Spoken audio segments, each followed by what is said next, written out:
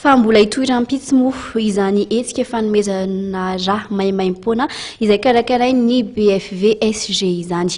Fa azadonina kosa noho ny alakamisy ny andro rahampitso ny fivoahan'ny gazety sofiny laharana faharoa amby sivifolo sy roanjato dia hitondrany ireo vaovao sy lohahevitra samihafa moa mahaliana anao hatrany sy nasarika anao hatramin'izay. Dia ary ho fantaritsika ireo lohateny isongadina ao anatin'ity laharana faharoa amby sivifolo sy roanjato ity. Met you by surprise. I didn't realize that my life would change forever. Mbola tao anatin'ny andro ririny isika ka ny fitafiana miaro amin'ny atsika hatrany no entiny soa. Rahampitso ary dia ny lamaody ny akanjo miloko manga indray no hitanao. Mbola eo amin'izay sehetry ny lamaody izay ihany saingy misy ifandraisany amin'ny fahasalamana kosa indray ny torolalana 5 natao anakonana ny kilao 10 tafahoatra eo amin'ny vatana.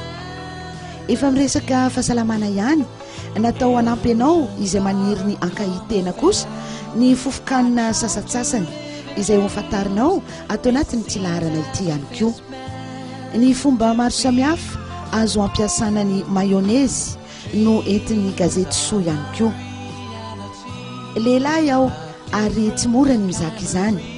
Izany kosa no lohateny nampitondrain'ny mamasoa ny peniny P izay amelabelarany ny mombamomba ny fiainan'ny lehilahy raha oharina amin'ny vehivavy. Izy koa ato anatin'ity laharana ity ny fanontaniana fitsapana izay ahafantaranao ny momba ny fahazakanao ny raritsaina. Santonany amin'ireo lohateny ihany ireo fa ho hitanao ato anatin'ny soa laharana fa 2 amby sivifolo sy roanjato izay ivoaka rahampitso alakamisy maraina ny maro hafa tsy voatanisa teto. Honey, don't resist. Show me a new way of loving. Tell me that it's true.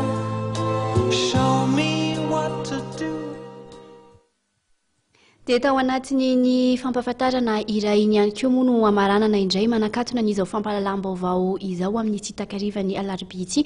Misaotra tsy makasitraka anao hatrany nanjoa izany hatramin'ny farany mametraka veloha mandravitafa ho amin'ny rahampitso hatrany.